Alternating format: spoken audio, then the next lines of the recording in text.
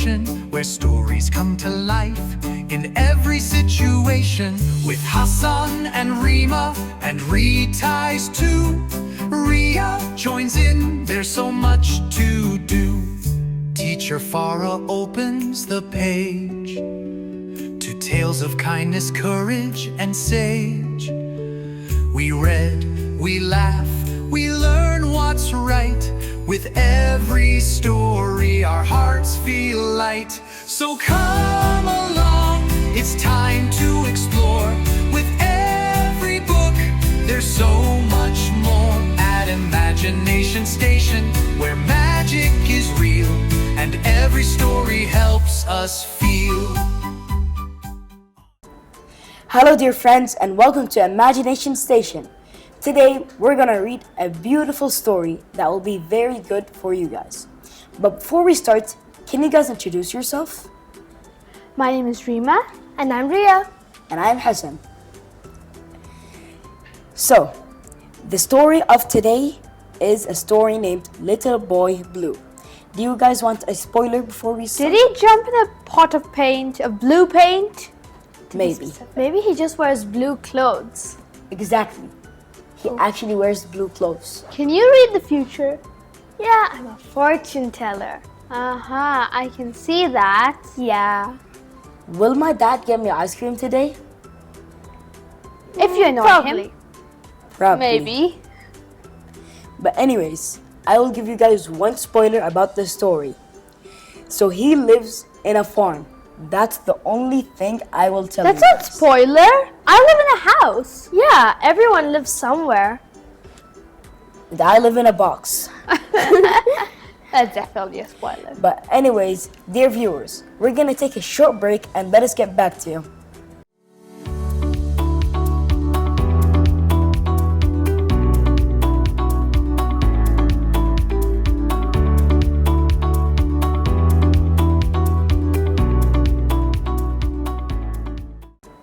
Hello dear viewers, and now our short break is finally finished. So let's get back with our story, which is called Little Boy Blue. So any questions before we start? Yes. Can we start? So, once upon a time, there was a little boy called Little Boy Blue. Because that wasn't his name.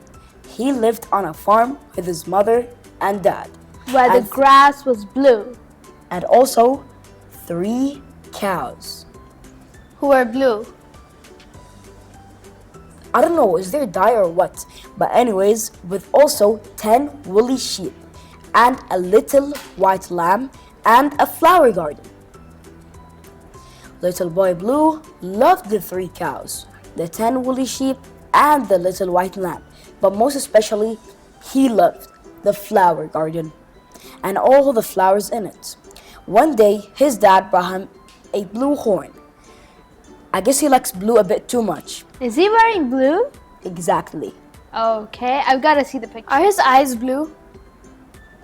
That's a pretty good question, but can we get back to our story? Okay. Actually, I wonder if his eyes actually blue. But anyways, his dad bought him a blue horn with golden stars painted on it. And when the little boy blew the horn, it sounded mighty sweet to him, like bread and honey, like fresh bread and honey. And it sounded mighty sweet to the cows in the meadow, like wavy yellow corn. Yeah. And it sounded mighty sweet to the white lamb, like his mother calling him. But to the fairies who lived in the garden, it sounded sweetest of all, dancing in the moonlight. I think it sounds to each person like something they like. They like a lot. For me, it sounds like reading. Yeah? I mean, that makes sense. I love reading. Just a quick question, guys. Okay. If you guys had a garden, what would you plant? Roses, flowers, veggies, fruits that I could eat. I don't have to wait. Oh no, it's not the season right now. I'll plant every kind of fruit and vegetable so I can eat whatever I want to. You have to pick one thing. I'll do roses, probably. I'll do mangoes. Fruits. I'll do mangoes. I'll do fruits. One thing. A lot of stuff come under it. Okay, never mind about that. Well, that was a very good question. But little boy Blue played all day in the garden until when the shadows had put the sun to bed and the birds were singing lullabies. The night wind came to the garden, bearing a message from his mother. Come home, little boy Blue. Supper time and bedtime too. Little boy Blue, I am calling you. The little boy Blue tucked his blue horn with the golden stars under his arm and waved good night to the flowers in the garden. The roses bowed good night and the forget-me-nots courtesied good night. Wait, Good night. they could hear?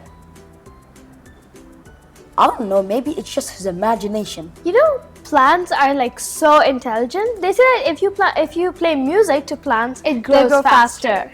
Yeah, it starts dancing. That's actually a fun fact. But anyways, let's get back. So, the roses bowed good night, and the forget-me-not courtesied good night, and the merry columbine nodded good night.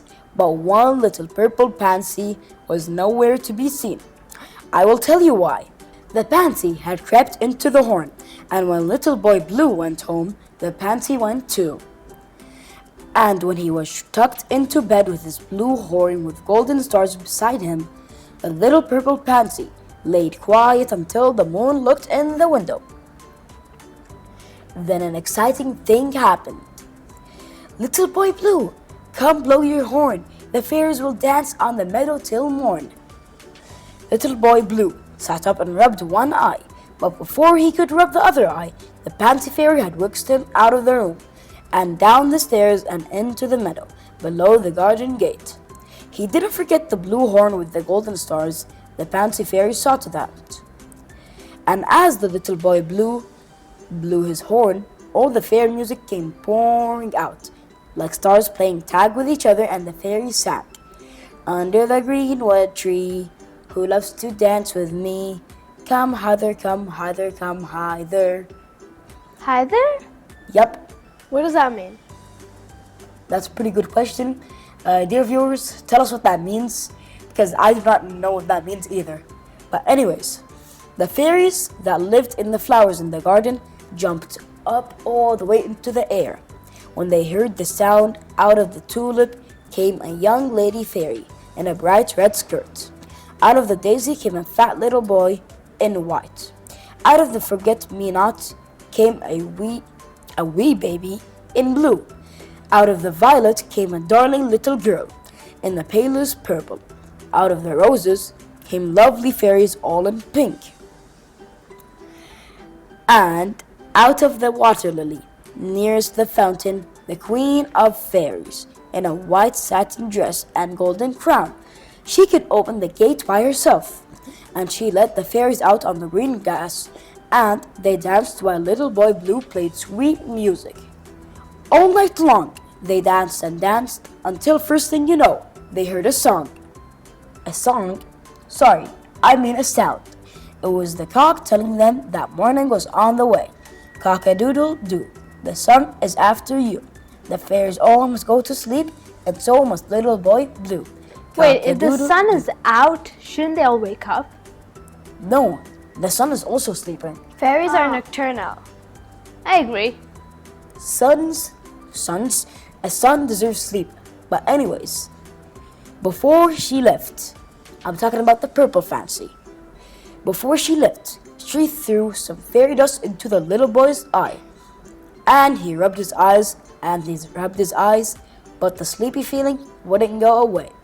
He dropped down by the haystack in the meadow, and before the morning sun could creep through the grasses, he was fast asleep. The fairies hurried to the garden. The little purple pansy fairy was the last to go, and just before she left, she threw some fairy dust into the little boy's eyes, and he rubbed his eyes, but the sleepy feeling wouldn't go away. He dropped down by the haystack in the meadow, and before the morning sun could creep through the grasses, he was fast asleep. The fairies hurried to the garden and cuddled in the flowers, for if they don't get in their beds in time, the sun will change them into butterflies, and they must fly all day from flower to flower with nowhere to rest, and they get so sleepy. And the sun woke the 3 cows and the 10 woolly sheep and the little white lamb, but couldn't wake little boy Blue because of the fairy dust in his eyes. His dad looked for him and said, "Little boy Blue, come blow your horn. The sheep's in the meadow, the cow's in the corn. Where's the little boy that tends the sheep? Under the haystack, fast asleep." By and by, he awoke and ran home to tell his mother all about his remarkable adventure. So I guess that's the end of our story, dear friends. So thank you so much for watching. We're gonna take a short break and we'll be right back.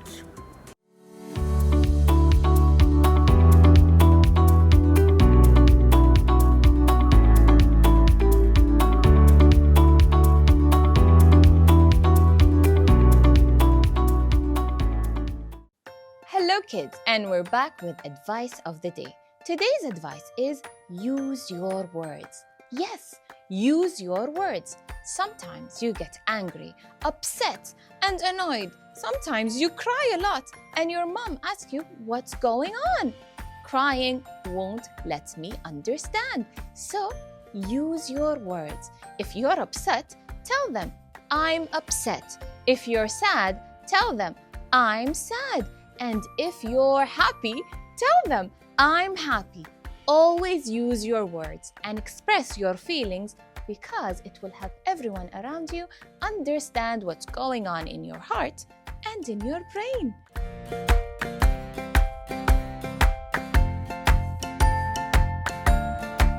So, kids, always use your words.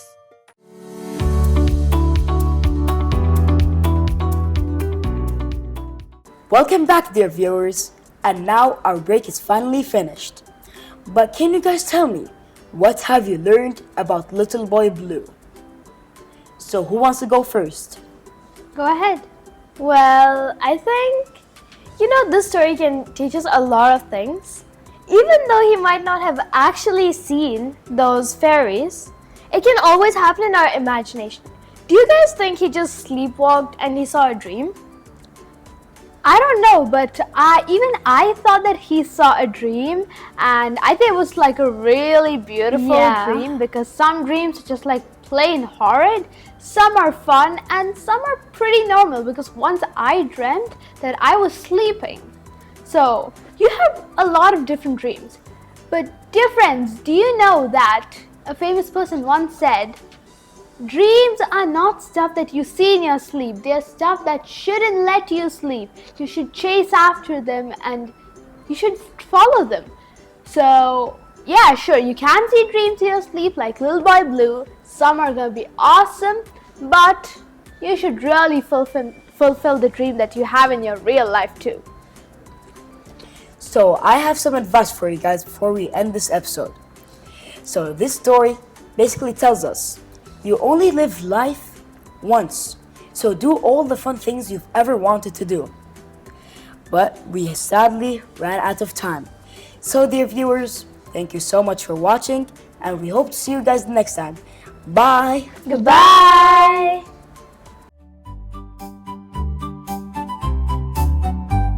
Welcome aboard the imagination station, where stories come to life in every situation.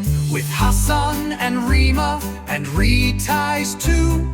Ria joins in, there's so much to do. Teacher Farah opens the page to tales of kindness, courage, and sage. We read, we laugh, we learn what's right. With every story, our hearts feel light. So come along, it's time to explore.